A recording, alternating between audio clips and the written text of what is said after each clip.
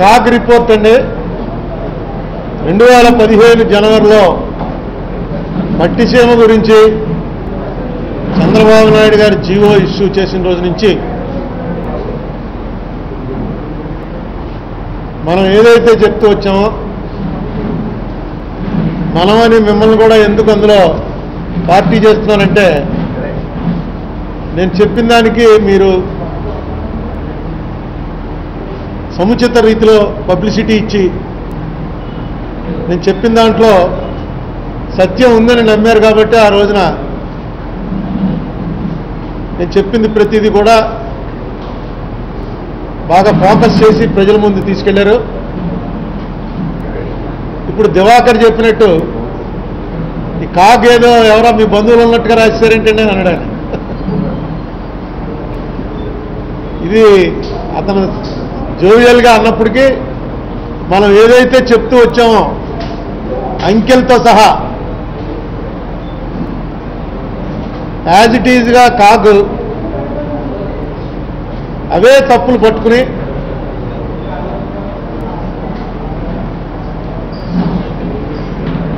వాళ్ళ నివేదిక ఇచ్చారు. ఎందుకు కట్టారో ప్రాజెక్టు, దాని ఫలితం ఏమాత్రం సాధించలేదు. నెక్స్ట్ పట్టిసీమ కట్టడానికి ఎందుకంత బోనస్లు డివిడెండ్లు ఇవ్వాల్సి వచ్చింది. కొన్ని విచిత్రమైనవి ఏంటంటే మనం ఏదైనా ఇంపోర్ట్ చేసుకుంటే అవి ఇరిగేషన్ సంబంధిత ప్రాజెక్టులకి ఏదైనా ఇంపోర్ట్ చేసుకుంటే వాటి మీద కస్టమ్స్ ఎక్సైజ్ తొలగిస్తూ కేంద్ర ప్రభుత్వం ఇచ్చినా మన రాష్ట్రంలో మాత్రం ఇంపోర్ట్ చేసుకున్న దాని మీద డ్యూటీలకి ఒక 23 కోట్లు ఇచ్చారు. అంటే ఇది నేను సొంతంగా చెప్పడానికి నాకు అంత నాలెడ్జ్ లేదు. నాకు ఎవరెవరైతే ఆడిట్లో పరిచయం ఉన్నవాళ్ళు గవర్నమెంట్ జీవోలు ఎలా ఇష్యూ చేస్తారు, కాన్స్టిట్యూషనల్గా దేన్ని బేస్ చేసి ఇష్యూ చేస్తారు, ఇలాంటి వాటిలో నాకు కొంచెం అండర్స్టాండింగ్ కోచింగ్ ఇచ్చే మా దేశాయ్ గారు వీళ్ళందరూ ఏ రోజుకి ఆ రోజు ఏం జరుగుతుందో గమనిస్తూ ఇలా ఇలా తప్పటడుగులు వేస్తున్నారని చెప్పడం వల్లే పట్టిసీమ మీద ఇదే హాల్లో ఇది 7వ ప్రెస్ మీట్. ఒకసారి ఈ హాల్ దొరక్క మన క్లబ్లో పెట్టాం, ప్రెస్ క్లబ్లో. మొత్తం దీని మీద ఈ ప్రెస్ మీట్తో కలిపి 8వ ప్రెస్ మీట్ పట్టిసీమ మీద పెడుతున్నాం. ఎందుకంటే జరిగేటువంటి ప్రతి అవకతవకల్ని ఎప్పటికప్పుడు బయట పెడుతూ వచ్చాం. ఇవాళ కాగ్ కూడా అదే కరెక్ట్గా చేసింది. పొద్దున్న నేను ఏదో టీవీ ఛానల్లో ఎవరో తెలుగుదేశం పార్టీ ప్రతినిధి గారు చెప్తుంటే విన్నాను. ఈ కాగ్ ఇంతే, ఇది వాళ్ళ పని ఆడిట్ చేయటం, ఆడిట్ చేస్తారు, వాటికి సమాధానాలు చెప్తాం మనం, దీన్ని ఏం పెద్ద సీరియస్గా తీసుకోక్కర్లేదు అని. 2Gలో కాగ్ రిపోర్ట్ వల్లే కాంగ్రెస్ ఓడిపోయింది. 2Gలో కాగ్ రిపోర్టు నాషనల్, యాక్చువల్స్ కాదు. ఇంత నష్టం వచ్చేటువంటి అవకాశం ఉంది. మీరు ఆక్షన్ కనుక పెట్టుంటే ఇన్ని కోట్ల లాభం వచ్చే అవకాశం ఉంది. ఆక్షన్ పెట్టకపోవడం వల్ల అంత నష్టపోయేటువంటి అవకాశం ఉంది. ఓన్లీ నాషనల్గా ఇచ్చిన దాని మీదే అంత గొడవ జరిగింది. ఇక్కడైతే వీళ్ళు కరెక్ట్గా 23,76,12,132 రూపాయలు అవుట్, 199 కోట్ల రూపాయలు అవుట్, మొత్తం 350 కోట్ల రూపాయలు ఒక్క పట్టిసీమలోనే ఎక్సెస్ ఎక్స్పెండిచర్. ఇది కాకుండా అసలు ఎందుకు పెట్టారో దాని పర్పస్ ఏమి సర్వ్ అవ్వలేదు.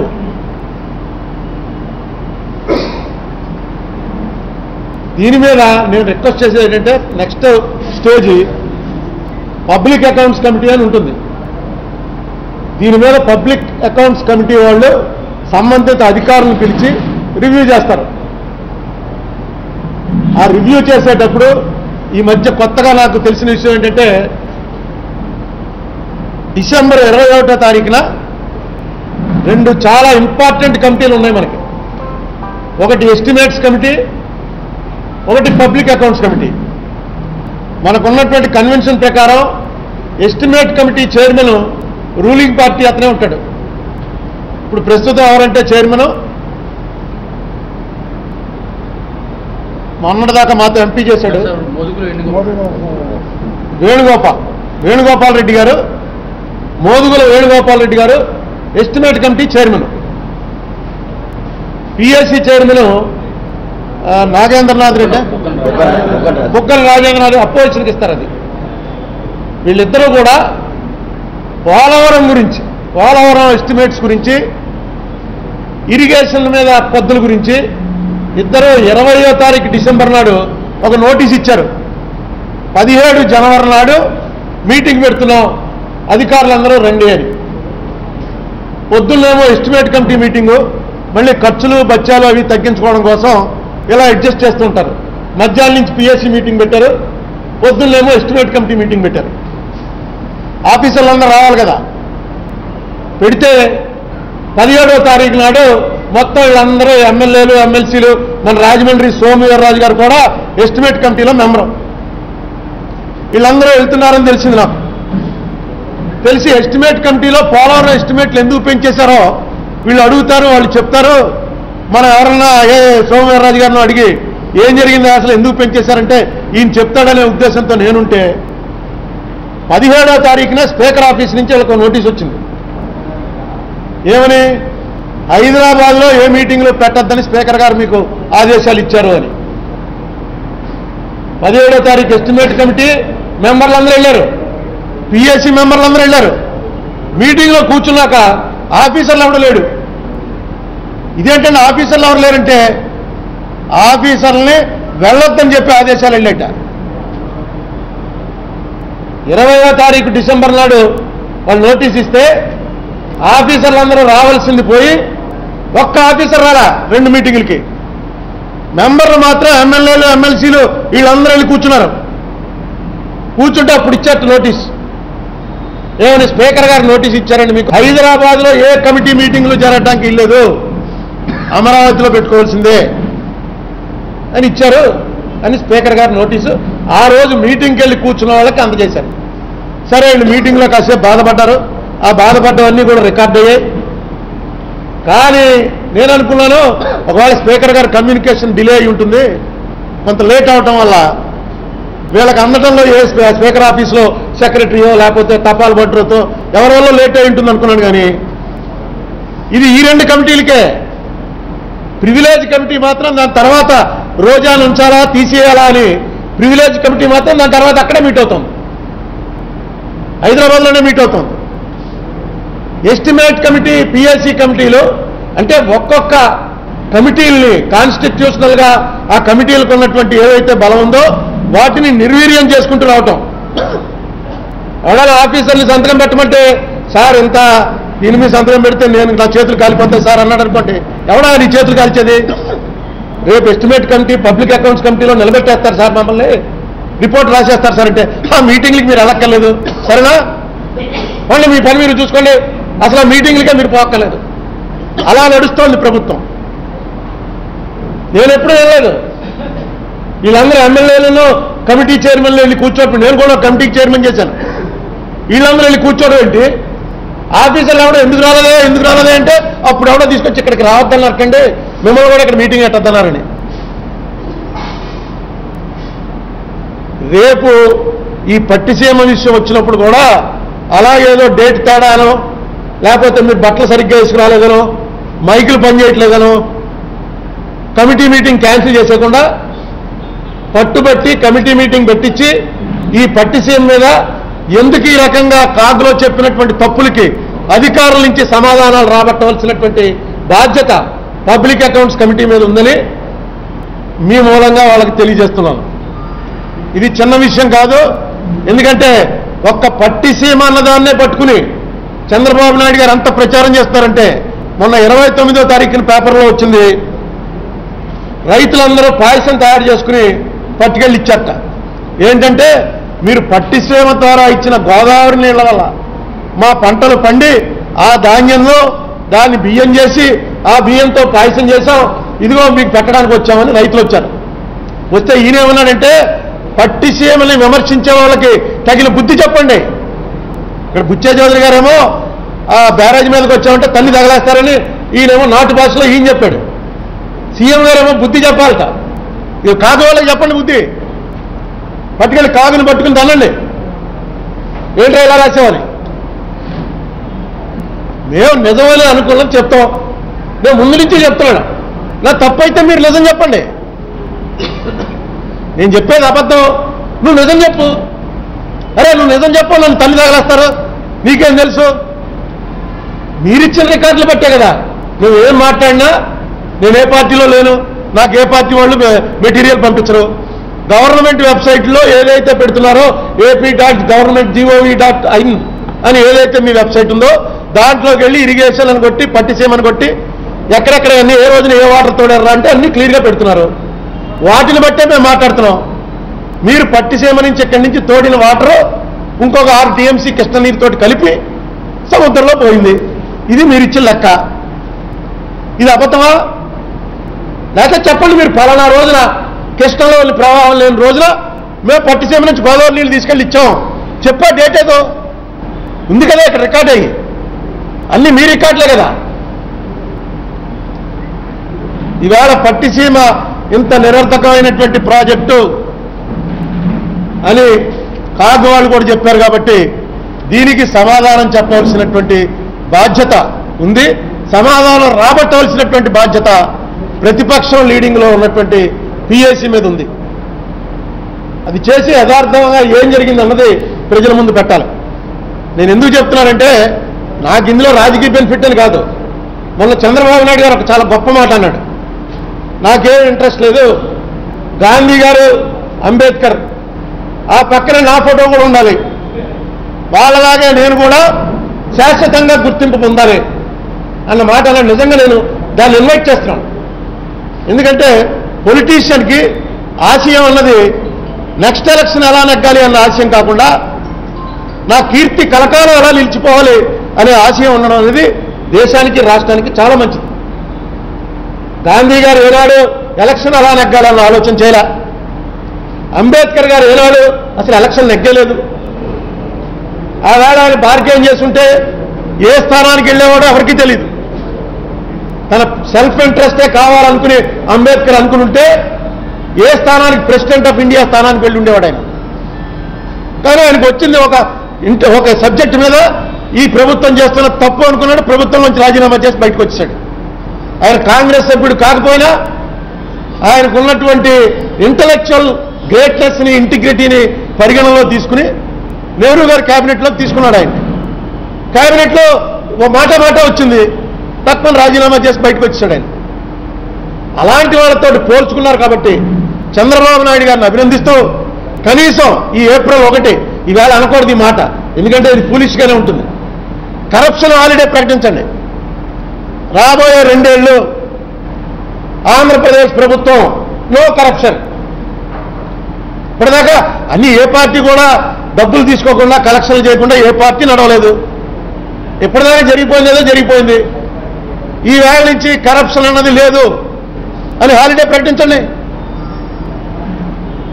బ్రహ్మాండంగా మీ కీర్తి మీ కొడుకు కూడా వస్తుంది. ఇప్పుడు రేపు మంత్రి చేయబోతున్నారు. మీరు ఏమీ చేయక్కలేదు, కరప్షన్ హాలిడే అని ప్రకటించండి చాలు. కరప్షన్ అనేది ఆగిపోతుంది. ఎందుకంటే ప్రారంభం మీ నుంచే.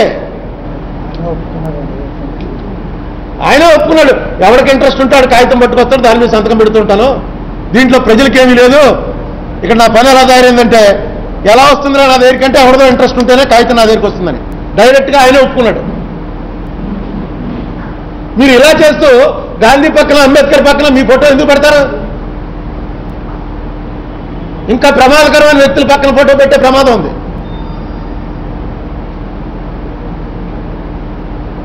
ఇవాళ పరిపాలన ఎంత అస్తవ్యస్తంగా నడుస్తుందో కాదు దీంట్లో చెప్పారు.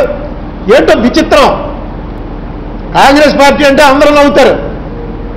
కాంగ్రెస్ పార్టీ ప్రభుత్వం ఉన్నంతకాలం ఒక్కరోజు ఓవర్ డ్రాఫ్ట్ ఉండదు. ఓవర్ డ్రాఫ్ట్ అంటే అర్థం ఏంటండి?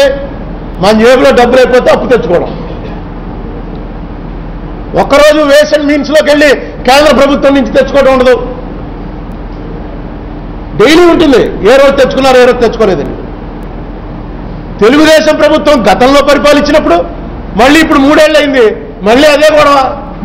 ఒక్కరోజు గడవదండి, పక్కింటికి వెళ్ళి బియ్యం పందారో తెచ్చుకోకుండా ఒక్కరోజు గడపలేని పరిస్థితి. కాకపోతే డైరెక్ట్గా చెప్పాడు, ఏంటి అసలు మీకు ఫైనాన్షియల్ డిసిప్లిన్ లేదా, ఇలాగైనా రాష్ట్రం నడపటం, ఎన్ని వేల కోట్లు అప్పు చేశారు, కట్టే సరిపోతుంది. మీరు వచ్చి 3 ఏళ్ళు అయింది, 3 ఏళ్ల ముందు వరకు మనకు ఆ ప్రమాదంలో లేదు. Various instances of non-observance of financial rules and procedures and absence of proper financial controls were noticed in audit. దీంట్లో ఏం చెప్పాడు, though payments of rupees 41,000.13 crore were made from 42,999 personal deposit accounts, there was no proper mechanism to watch authenticity of expenditure incurred. అసలు డబ్బులు తెచ్చేస్తున్నారు, అసలు దాన్ని ఎలా ఖర్చు పెడుతున్నారు, దేనికి ఖర్చు పెడుతున్నారు, ఏమి అసలు దాని మీద చూసుకోవడమే లేదు. ఇది ఇప్పుడే కాదండి, గతంలో చంద్రబాబు నాయుడు గారు పరిపాలించినప్పుడు ఎప్పుడు ఓవర్ డ్రాఫ్ట్ వేసండి మీన్స్. పోనీ మనం నిజంగా పరిస్థితి బాగోలేదా అంటే మాటలు చెప్తుంటే ఇప్పుడు కాలిఫోర్నియాలో మళ్ళీ అవార్డు వస్తుంటారు, కాలిఫోర్నియా వెళ్తున్నట్ట. ప్రపంచం మొత్తం మీద ఎక్కడా లేని అవార్డులన్నీ ఈయనకే వచ్చేస్తుంటాయి, ఇంత గొప్ప పరిపాలకుడు మరొకరు లేడని. ఏంట మీరు చెప్పండి, అప్పు తెచ్చుకుంటే తప్పు లేదు. ఓసారి అయ్యింది అది ఆ డిస్కషన్. యనమల రామకృష్ణ గారు ఆర్థిక మంత్రిగా ఉండి అడిగాడు, అప్పు తెచ్చుకుంటే తప్పేంటి, ఫెసిలిటీ ఉంది తెచ్చుకుంటున్నాం అంటే. ఇదే రాజమండ్రిలో రోసయ్య గారు వచ్చాడు, ఆయన కూడా ఆర్థిక మంత్రి చేశాడుగా. ఆయన టైంలో ఎప్పుడు ఈ ఓవర్ డ్రాఫ్ట్లు అవి లేవు. ఆయన అడిగారు ప్రెస్, అడిగితే ఆయన అన్నాడు, కరెక్టేనండి ఫెసిలిటీ ఉంది కదా అని వాడుకుంటున్నామంటున్నారు, ప్రతి గ్రామానికి శ్మశానం ఫెసిలిటీ ఉంటుంది, ఫెసిలిటీ ఉందని వాడుకుంటామా, ఎవడన్నా చచ్చిపోతే వాడుకుంటామా? కరెక్టేగా, ఫెసిలిటీ ఉందని వాడుకోవటం ఏంటండి, అప్పులు వడ్డీ పడుతుంది.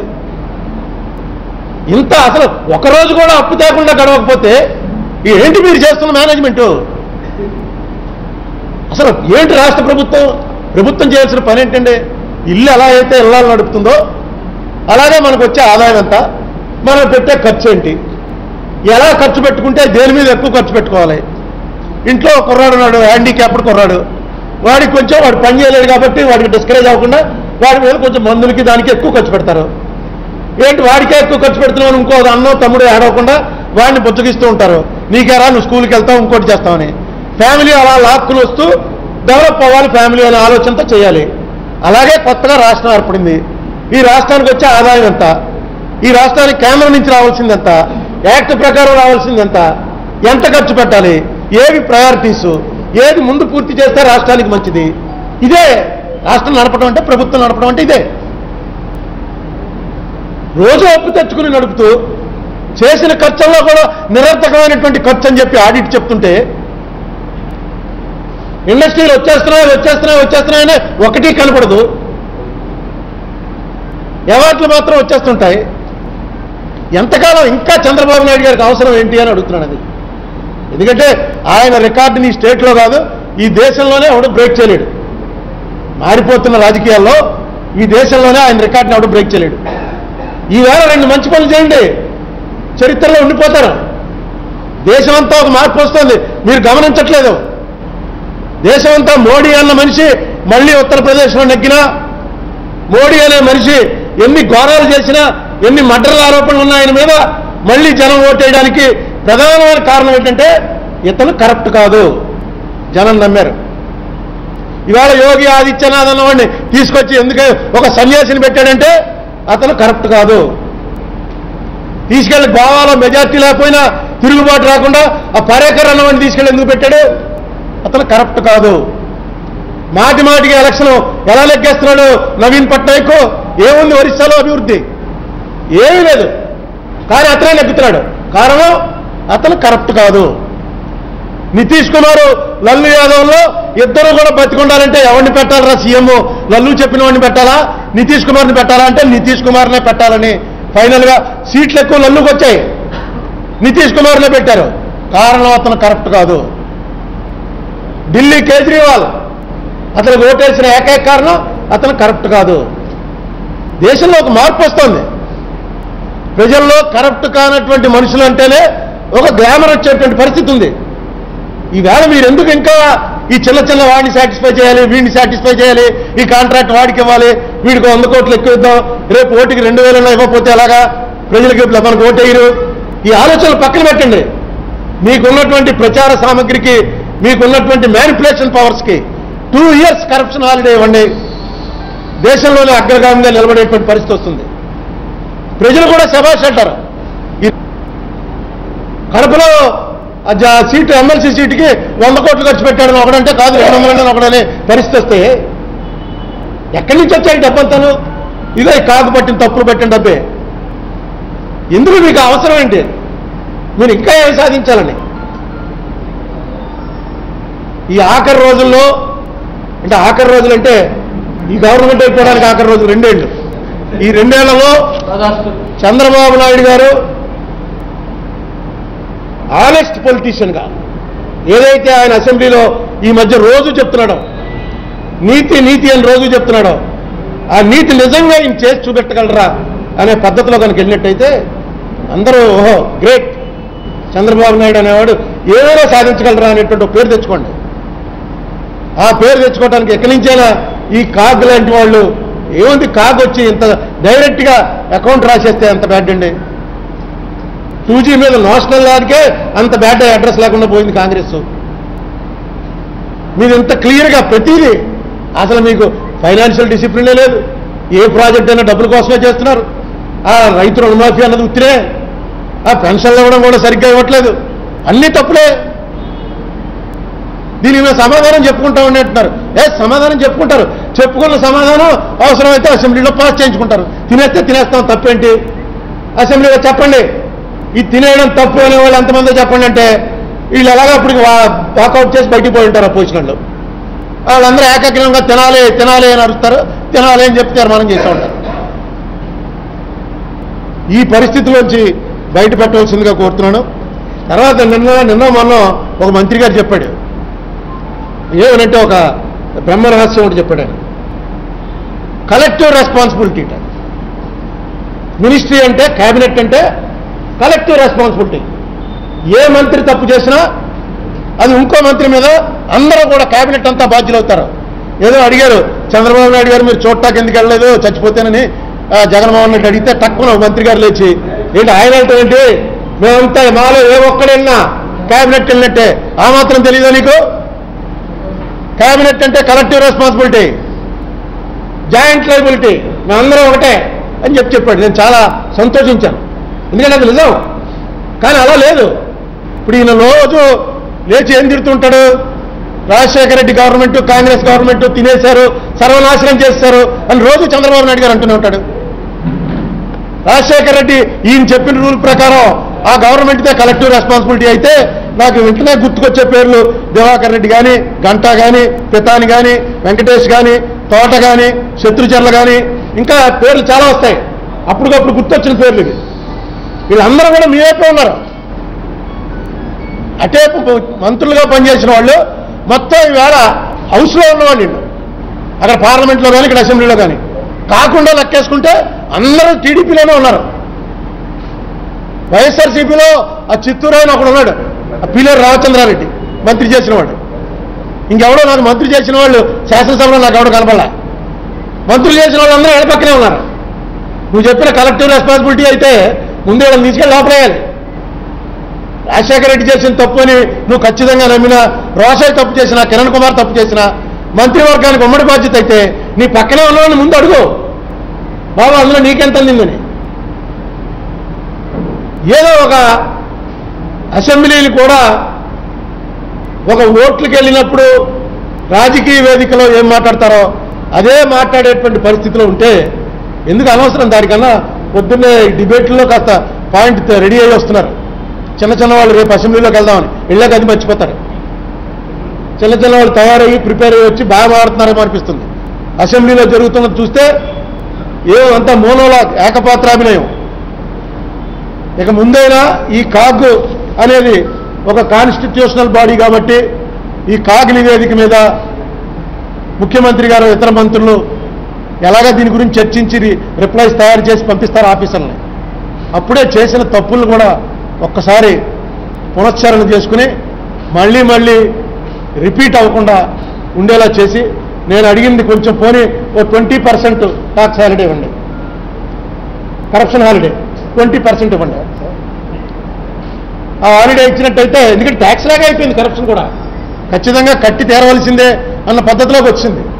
ఆ హాలిడే ఇచ్చినట్టయితే రాబోయే రోజుల్లో ఆంధ్రప్రదేశ్ కూడా మంచి రోజులు వస్తాయని, ఒక మంచి పరిపాలన అందించిన, మీరు అన్నట్టుగా గాంధీ గారి పక్కన అంబేద్కర్ పక్కన మీ ఫోటో కనుక వెళ్తే మాకు చాలా సంతోషం. ఎందుకంటే మీరు నిజంగా అన్నేళ్ళు పరిపాలించారు. కానీ మీ గురించి మాట్లాడుకోవడం వచ్చేటప్పటికి నెగిటివ్ మాట్లాడుకునేవి ఎక్కువ వస్తాయి, పాజిటివ్ రావు. ఎందుకంటే మీరు ఎప్పుడు ఎలక్షన్ సొంతంగా ఎప్పుడు నెగ్గల. మీరు ముఖ్యమంత్రి అయ్యే నాటికి ఎన్టీ రామారావు గెలిపించి పెట్టినటువంటి అసెంబ్లీ అది, దాన్ని మీరు ఆక్యుపై చేసుకుని ముఖ్యమంత్రి అయ్యారు. 99లో ఎలక్షన్ వాజ్పేయిని ఒక్కోటితో దించేశారన్నటువంటి సింపతిలో 19% ఓటు ఉన్నటువంటి బీజేపీ వచ్చి మీతో కలవటం వల్ల ఆ ఎలక్షన్ గెలిచారు. 2004, 2009 ఓడిపోయారు. 2014 వచ్చేటప్పుడు మన అందరికీ తెలుసు, ఓ పక్కన మోడీ, ఇంకో పక్కన పవన్ కళ్యాణ్, ఇంతమంది సాయం పడితే 1.2% తేడాతో మళ్ళీ గెలిచారు. ఇవన్నీ కూడా రాస్తారు రేపు చరిత్రలో. మీరు గాంధీ అంబేద్కర్ పక్కన ఫోటో పెట్టేసుకుందామంటే పెట్టారు, మీ ఇంట్లో పెట్టుకోవాలి తప్ప మొత్తం స్టేట్ అంతా పెట్టుకోవాలంటే ఏదో ఒకటి చేసి చూపించాలి. ఎవడో చేయనటువంటి పని. ఇప్పుడు రాజశేఖర రెడ్డి ఎందుకు గుర్తుండిపోయాడు? రాజశేఖర రెడ్డి మీద మీరు ఇన్ని కరప్షన్ ఛార్జీలు చేశారు, ఇంత రాజశేఖర రెడ్డి డైరెక్ట్గా ఫ్యాక్షనిస్ట్ అన్నారు, మర్డర్లు చేశాడన్నారు, ఇంత ప్రచారం చేశారు. చేసిన రాజశేఖర రెడ్డి కొడుక్కి అన్ని ఓట్లు ఎందుకు వచ్చాయి? ఒక్కడికిను చేశాడు కార్యక్రమం.